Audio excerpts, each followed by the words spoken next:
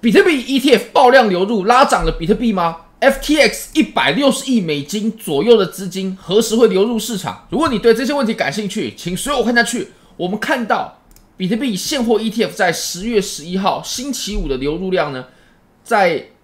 2.5亿美金左右。其实这样的流入量呢，我们可以回顾过往哦。虽然说它不到非常非常大，如果说很大的话，我们回顾过往这一年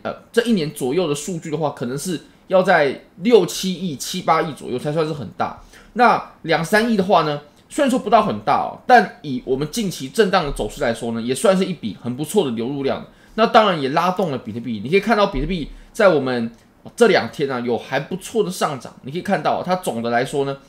也涨得不差了。我们从最低点，也就是 CPI 公布之后呢，然后一直到我们周五有非常大的流入量，这大概涨了7、8% 左右。在比特币来说，这也不算小咯。那我们来看一下，其实我们现在呢，虽然说我认为6万左右的支撑啊，它的效果已经不适合拿来我们在交易上面做使用了。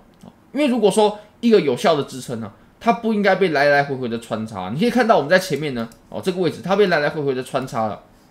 可是我们在6万呢，它还是有产生它该有的效力。你可以看到我们在这个位置阻力对不对？然后支撑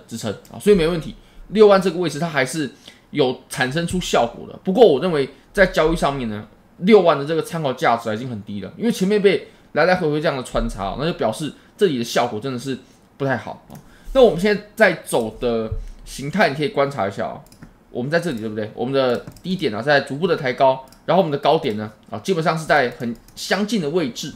那我们就可以观察什么时候它把我们上面的高点给突破掉，尤其是我们前面所创出来的最高点，大概在66000出头这个地方。那如果我们跌破这个形态的话，我们就来观察一下我们前低点有没有被跌破，也就是59000左右这样的位置。好，如果说这个形态被突破的话，我们才有机会走出一段比较像样的这种趋势当然了，如果说我们往上破的话，那其实我们这个通道呢，也就很有机会可以把它给突破掉。因为其实我们上面所受阻的位置呢，跟我们这整个通道它的趋势线或者说形态的边界呢，你可以发现是很重合的，这个重合度很高如果说它来碰到我们前高点的话，那基本上我们就会来挑战突破我们的通道，那这才是我们一直等待的机会。不过目前看起来的话是走的还算是蛮弱的其实。那我们再把级别再切小一点点，到了4小时级别呢，我们可以发现，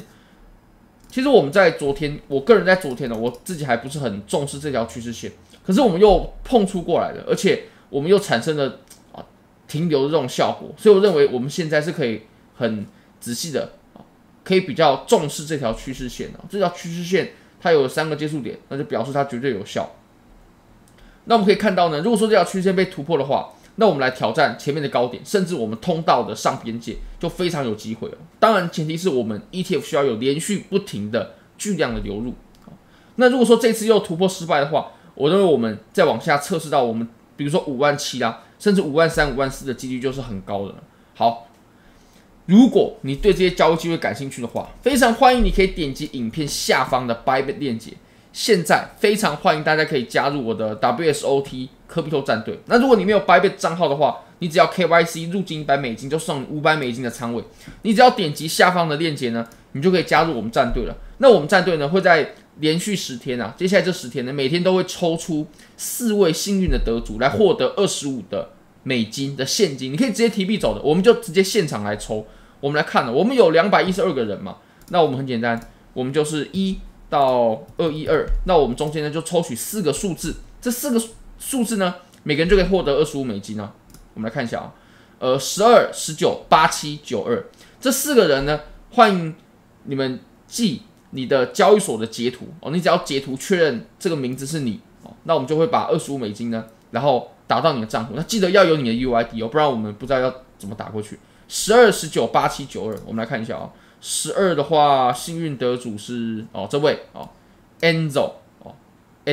然后19是这个 GAF GAF， 然后多少呢？87、92是吧？好，87的话我们来看一下在这里87这个S10这个92 92的话是这个 YEN 欢迎这4位朋友呢私讯我的信箱，然后把你的交易所的截图，只要确认这是你的名字，还有你的 UID 给我，我就会把钱直接打给你，$25可以提币走，都是现金都是现金。好，那我们最后呢，我们再来关心一下 FTX 的状况我们都知道 FTX 它大概有$165亿左右，然后要偿还给这些债权人。那这些债权人呢，他本来就是 FTX 的用户嘛，也就是他本来就在币圈。那现在我们在牛市当中如日中天的时候，他们很有可能呢会把这些拿到的赔款再重新投入到加密货币市场当中，那这绝对会形成一股很强大的购买力量。我们要搞清楚什么时候这笔资金会流入，那很有可能呢，这个时候就会产生一些行情。我们来看一下这篇报道吧。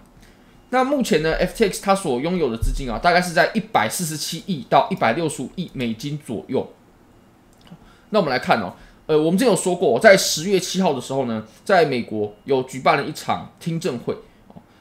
听证会的内容就详细的说了 FTX 它会如何去赔付这些债权人，也就是偿还款项的计划。那我们来观察一下这个计划的细节。那这个听证会是已经通过没问题，法院也核准了。你可以看到，我们非常有可能呢会在11月的时候那很有可能是在11月底，反正我们10月是不会有 FTX 的资金流入的。我们最快的一笔资金呢，都要到11月才有可能。那很有可能是要到11月底，甚至12月它才慢慢的把这些钱呢给全部赔付出来。它首先呢会先赔付资产的价值在$5万以下的，也就是这些小型的用户。这些小型的用户呢，他们会拿到总和大概是$120亿的资金归还。那也是分批慢慢来归还，所以它即使流入资金，它也不是瞬间流入了。那我们最快的时间点呢，也至少要到11月左右，我们才会看到这些钱被偿付，并且流入到加密货币市场。那其实，在 FTX 它在赔款之前呢，它早在很久好几个月之前就有发了这个登记的表单等等的，你可以在上面填写一些你的资讯，那他才知道要怎么把钱还给你。那如果是比较大的这些债权人呢，也就是大于$5万的，他们很有可能要等到明年呢，也就是要等到2025年，他才会拿到这些赔款，所以就不是今年的事情。不过这些资金流入呢，绝对也会对加密货币市场形成一股买入的力量，因为他们是用 USDT 或者说用美元稳定币来做赔款的。那我们最后呢，我们来看FTX 我们都知道嘛，它在破产的时候，当时比特币的价格是从22000多然后一路砸到了15500数字一定对了，你可以回去看一下。那当时22000的比特币，或者说15500的比特币呢，其实拿到现在如果你拿着都是比特币的话，或者说你只要有抄底呢，你都可以掌握非常不错的利润。那 FTX 的这些币呢，它当然也会随着时间也会变多只不过呢，它没有办法赔你到2-3倍、3-4倍这么多。以现在的价格来做计算的话，那大概也是有2-3倍这样的增值。不过呢，它只会还你1.2倍1.2倍大概是1.2倍啦。你可以看一下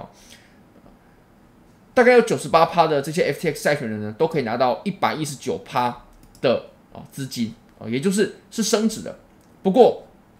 对于币圈人来说呢，这样也是亏啦，因为如果你在当时呢，你是有拿着比特币的现货的话，你拿到现在都是远远要高于这样的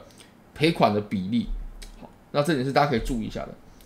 非常感谢各位，非常欢迎大家可以帮我的影片点赞、订阅、分享、开启小铃铛，就是对我最大的支持。真的非常非常感谢各位，拜拜。